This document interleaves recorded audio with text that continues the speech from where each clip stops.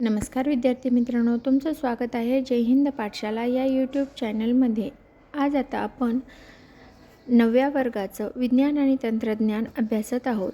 या 8वा धडा आहे उपयुक्त व उपद्रवी सूक्ष्मजीव, ज्याचा अभ्यास आज आपण करणार आहोत। चला तर मग सुरुवात करूया आजच्या व्हिडिओला। तत्पूर्वी जर तुम्ही आमच्या चॅनलवर नवीन असाल तर चॅनलला सबस्क्राईब करा आणि जास्तीत जास्त गरजू मित्रांपर्यंत शेअर करा आणि हो, व्हिडिओ आवडल्यास लाईक करायला मात्र विसरू नका।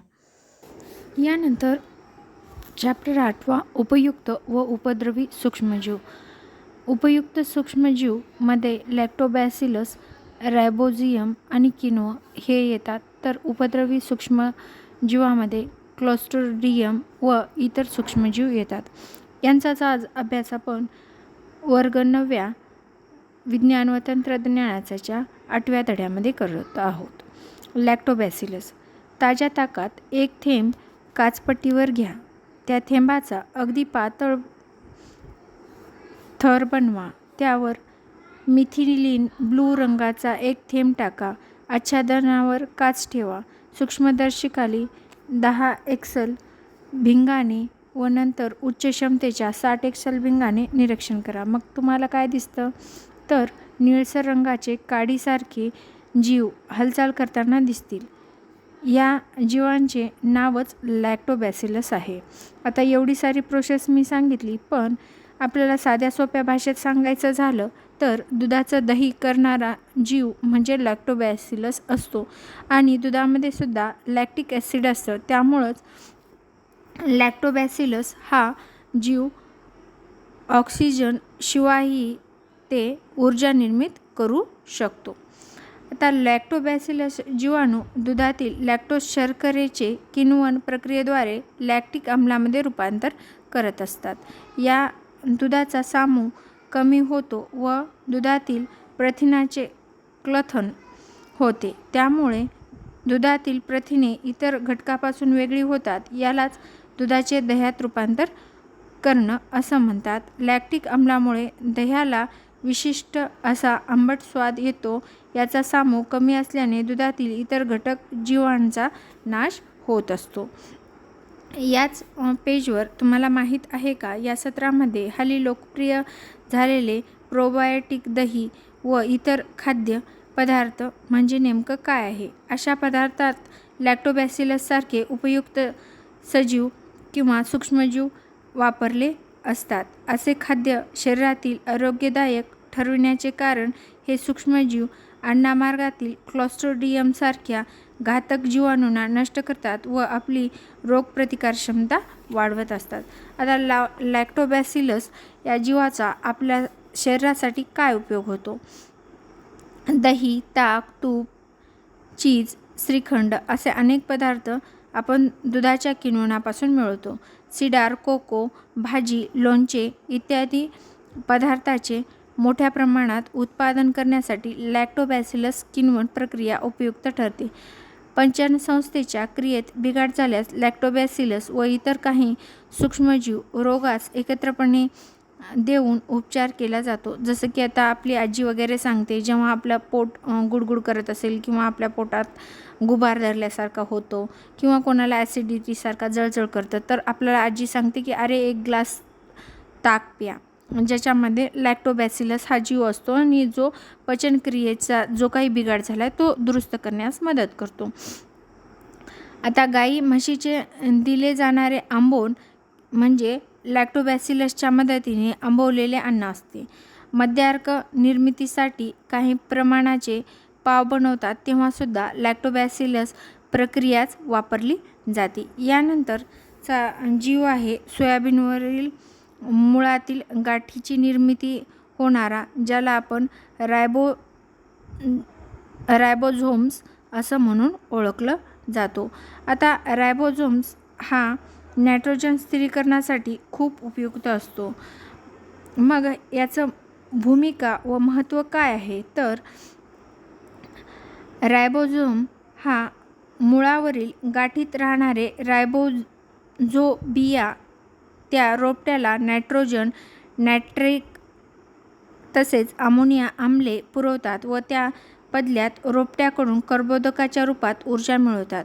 अशा प्रकारे परस्पर फायद्याने ठरणाऱ्या नात्याला सहजीवनसुद्धा आपण म्हणू शकतो. रायबोझोम बिया हवेतील नायट्रोजनपासून नायट्रोजनचे संयुग बनवतात, पण या नायट्रोजन स्थिरीकरणासाठी त्यांना वाटाणा, सोयाबीन, घेवडा, इतर कडधान्ये व शेंबवर्गीय वनस्पती या यजमान किंवा होस्ट म्हणून गरज भासू शकते.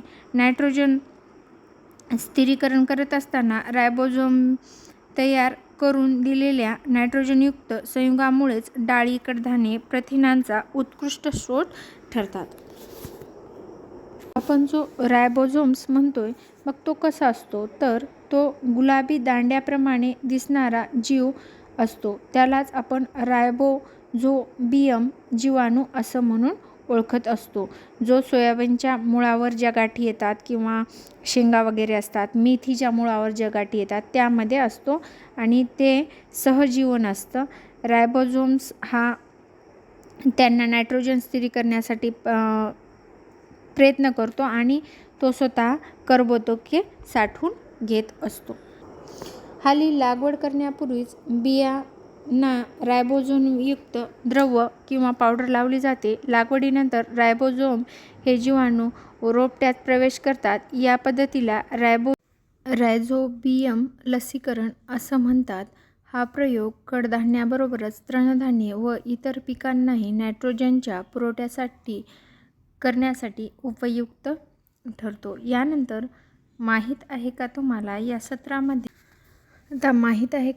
सत्रामध्ये तुम्हाला साखर कारखान्यांना जोडून बहुतेक अल्कोहोल उत्पादनही केले जाते. ऊसाच्या रसाची मळी निघते, तिच्यातही भरपूर प्रमाणात कर्बोदके असतात. मळीमध्ये सायकोरोमायसिस किण्व मिसळून तिचे किण्वन केले जाते. या पद्धतीत इथेनॉल व अल्कोहोल हे प्रमुख उत्पादक, तर इस्टर व इतर अल्कोहोल्स ही उपउत्पादकेही मिसळतात. इथेनॉलपासून स्पिरिट, मद्यार्क व इतर रसायने मिळवतात. तसेच इथेनॉल हे धूररहित व उच्च प्रतीचे इंधनही आहे.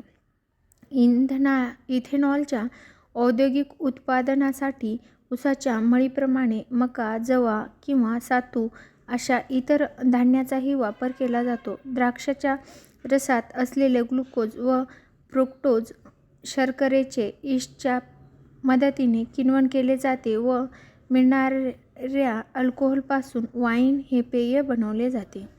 यानंतर जैव उपचार किंवा बायोरिमेडिशन. पाम तेल निर्मितीत तयार होणारे विषारी पदार्थ, इतर काही औद्योगिक प्रक्रियांमध्ये मुक्त होणारे जड धातू, क्षार शोषून घेण्यासाठी यारोविया लायकोपोलिटिका हे किण्व वापरतात, तर स्कायरोमायसिस सेरेविसियाe हे किण्व आर्सेनिक या प्रदूषकाचे शोषक म्हणून वापरतात. यानंतर अँटिबायोटिक्स किंवा प्रतिजैविक. जीवाणू व कवकापासून मिळालेले कर्बोदनी संयुगे म्हणजे प्रतिजैविक आहेत. प्रतिजैविके मुख्यतः जीवाणूविरुद्ध कार्य करतात. काही प्रतिजैविके अधिजीवांना नष्ट करू शकतात, तर काही प्रतिजैविक अनेक प्रकारच्या जीवाणूंविरुद्ध उपयोगी ठरतात. अशाच विस्तृत क्षेत्र प्रतिजैविक किंवा ब्रॉड स्पेक्ट्रम अँटीबॉडीज असं म्हणतात.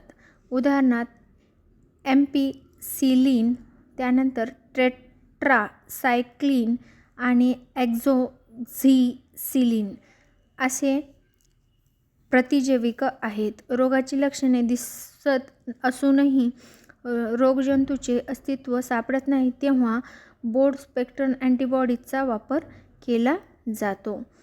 कार्यसंस्थेचं. यामध्ये त्यांनी पुणे येथे 1952 साली स्थापन झालेली इन्स्टिट्यूट ऑफ व्हायरॉलॉजी ही संस्था जागतिक आरोग्य संघटनेच्या सहकार्याने ताप, गोवर, कावीळ तसेच फुफ्फुसाचे विकार यावर संशोधनाचे कार्य करत आहे, असं सांगितलेलं आहे.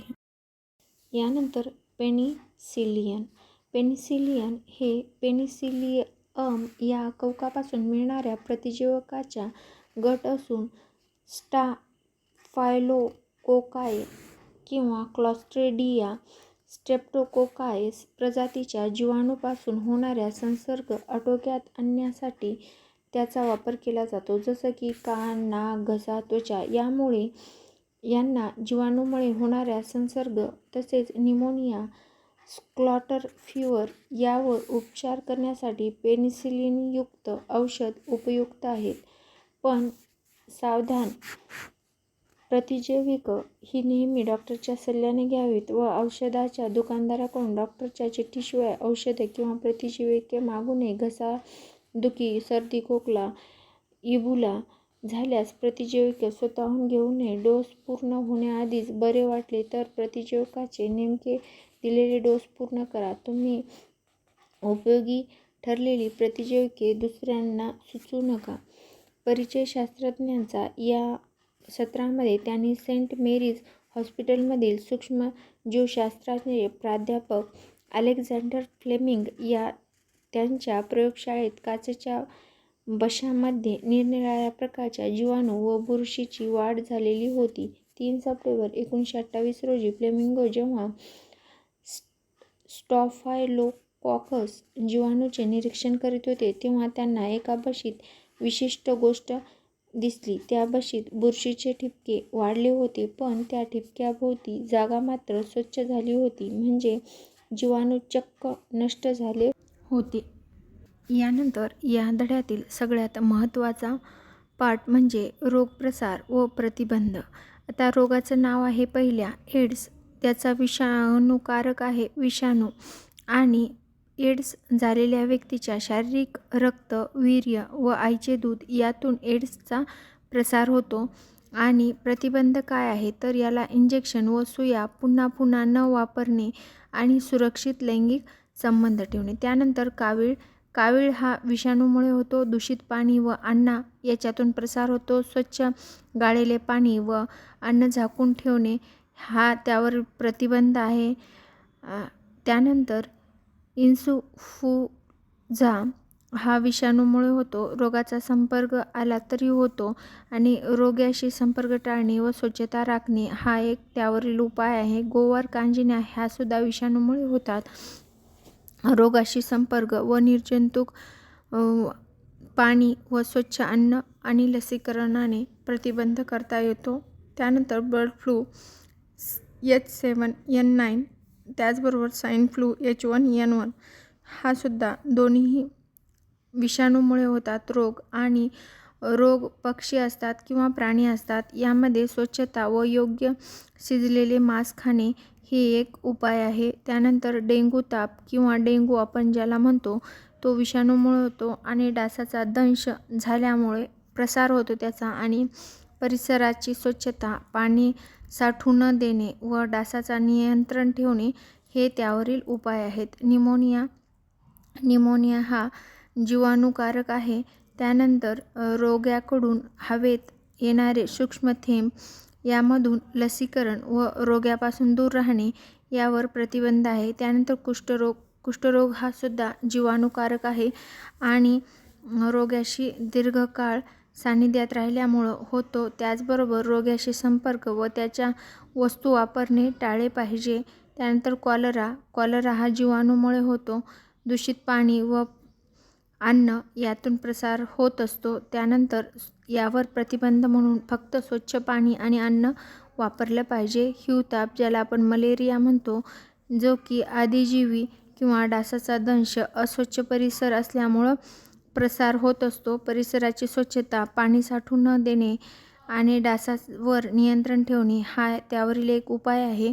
आणि केसातील कोंडा, नायटा, गजकरण, त्वचेवरील चट्टे, कवक वर्गीय रोग आहे. रोग्याशी व त्याच्या वस्तूशी संपर्क टाळणे हा त्यावरला प्रसार आहे. आणि स्वच्छता राहणे आणि रोग्याशी संपर्क टाळणे हे एक त्यावरील उपाय आहे. हा झाला पूर्ण 8वा धडा. यानंतरचा धडा आपण 11वा घेणार आहोत, ज्यामध्ये प्रकाशाबद्दल माहिती दिलेली आहे. चला तर मग भेटूया पुढील व्हिडिओमध्ये. व्हिडिओ शेवटपर्यंत पाहिल्याबद्दल धन्यवाद. आणि हो, व्हिडिओ आवडल्यास लाईक करा, चॅनलला सबस्क्राईब करा आणि जास्तीत जास्त गरजू मित्रांपर्यंत शेअर करा.